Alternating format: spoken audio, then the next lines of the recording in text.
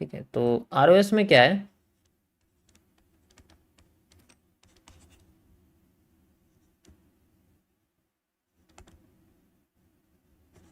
Repeating of structures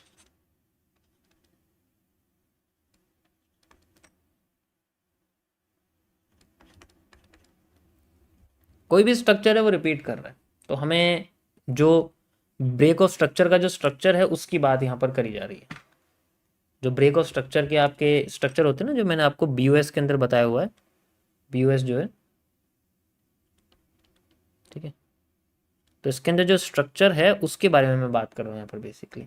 तो ये change होते रहते हैं। जैसे अगर मैं बात करता हूँ आपके सामने अप ट्रेंड के बारे में, ठीक है, जैसे अप ट्रेंड है हमारा, तो मैं बस आपको स्ट्रक्चर नहीं ट्रेंड के हिसाब से बताऊंगा ट्रेंड कैसे होता रहता है, ठीक है। जैसे मार्केट ज़्यादा नीचे आई थी पहले, ठीक है, उसके बाद फिर ऊपर चली जाती है, फिर ये थोड़ा कम नीचे आती है, फिर थोड़ा और ऊपर चली जाती है, फिर ये और कम नीचे हो जाती है। तो ऐसे केस में क्या होता है कि हम लोग वैसे ब्लैक माइंड कर्व यूज़ कर लेते हैं, ठीक है, इस तरीके से ब्लैक माइंड कर्व यूज़ कर लेते हैं, लेकिन ये एक्चुअल में क्या करता है, हमें ये जो स्ट्रक्चर बनता है यहाँ पर, कोई सा भी स्ट्रक्चर बन सकता है, उसको छोटा करता चला जाता है। तो यहाँ पर जो कैरेक्टर है बेसिकली आपका, जो आपका कैरेक्टर है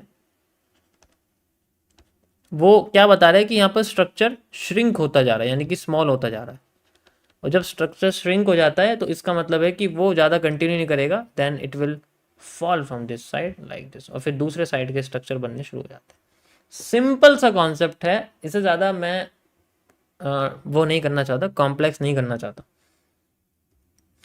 ठीक है। गॉट इट, समझ में आया सभी को?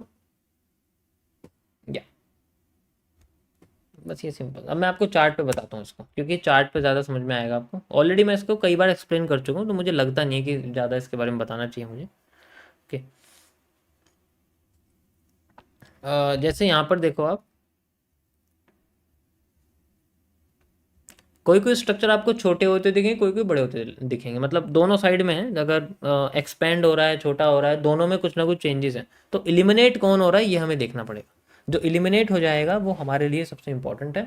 एक बार भी स्ट्रक्चर ने अगर गलती कर दी तो इसका मतलब है कि वो फिर बाद में आगे कंटिन्यू नहीं कर पाएगा। जैसे यहाँ तो थोड़ा सा अजीब सा लग रहा है, we will use okay.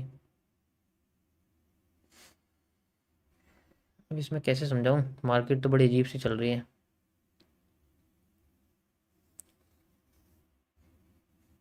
Okay देखो, जब स्ट्रक्चर बड़े होते चले जाते हैं तो मार्केट में मूव आता है उसी साइड का।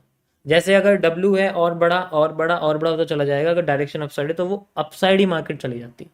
अगर एम के साथ है, अगर एम छोटा है, बड़ा और बड़ा और बड़ा होता जा रहा है, तो मार्केट डाउन आना शुरू कर देती है। तो ये दोनों के साथ है। जैसे यहाँ देखो, यहाँ सिंपल वही चीज़ है। जैसे यहाँ देखोगे ना, ये देखो, ये आपके सामने डब्ल्यू बना हुआ है, ये डब्ल्यू बना हुआ है, एंड ये देखो ये बड़ा, ये हर बार बड़े होते जा रहे हैं, तो मार्केट में डायरेक्शन अपसाइड ही होती चली जाएगी। अब अपनी ऑटोमेटिकली इसकी डायरेक्शन अपसाइड हो जाएगी, क्योंकि बहुत पावरफुल पैटर्न बन गए।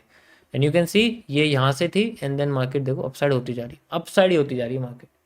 पर यह है कि जब भी ऐसे पैटर्न बनते हैं ना, तो डायरेक्शन सेम ही रहती है, और जो पैटर्न्स होते हैं वो बड़े होते चले जाते हैं, डायरेक्शन इसकी अपने आप इनके साथ में चलती रहती है। सेम एम के साथ होता है, अगर हम एम की बात करेंगे, एम के साथ भी सेम है। हाँ, अगर ये छोटे होते चले जाएंगे तो इनका मतलब है कि ये कमज़ोर हो रहे हैं। अब इनके पास उतनी उतनी उतनी पावर नहीं। जैसे इसी केस में डब्ल्यू अगर छोटा होता चला गया ना, तो वो कमज़ोर हो जाएगा, ठीक है। अगर वो बड़ा होता चला गया तो वो पावरफुल हो जाता है, लाइक दिस। यहाँ देखो आप, ये छोटा था, ये बड़ा हो गया, ये देखो ये और बड़ा होता जा रहा है, ये देखो ये कितना बड़ा हो गया डब्ल्यू, और बड़ा होते मार्केट में डायरेक्शन आ गई। तो अगर ये छोटा था, एम के साथ क्या है, एम के साथ भी सेम होता है। मैं आपको लाइन चार्ट में दिखाता हूँ, लाइक दिस। यहाँ देखो, लाइन में देखो, ये आपके सामने एम है बड़ा, फिर यहाँ देखो ये करीब आपका छोटा हो गया, ठीक है। ये यहाँ तो गायब ही हो गया, छोटा ही हो गया, लाइक दिस आप कह सकते हो। देखो छोटा हो गया और लाइक दिस, एंड देन फिर इसको एलिमिनेट कर दिया गया, क्योंकि ये ज़्यादा नीचे गिरा नहीं पाया।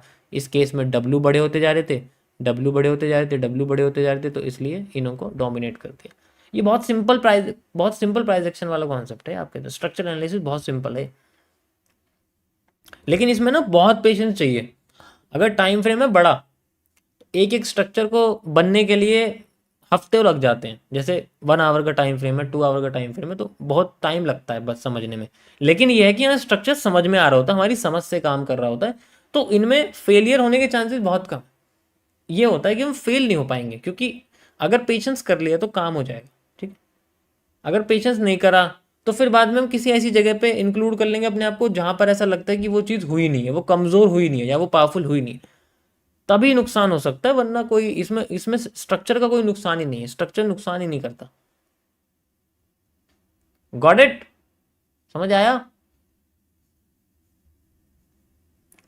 सो मार्केट इस तरीके से जो है कंटिन्यू करती है हमारी, then we have this. Okay, so I think market चाहती नहीं है कि वो ऊपर जाए। देखो प्रेशर तो दिया है बट कंटिन्यूएशन नहीं करा है, डबल डिमांड यूज हो रही है ऊपर, and we have double supply. After this liquidity, demand double हो गई थी, इसको डबल कर लेना ऐसे करके। You can see the exact demand, ये देखो मैं एग्जैक्ट लगा के दिखाता हूँ आपको। देखिए आपको एग्जैक्ट डिमांड लाइक दिस।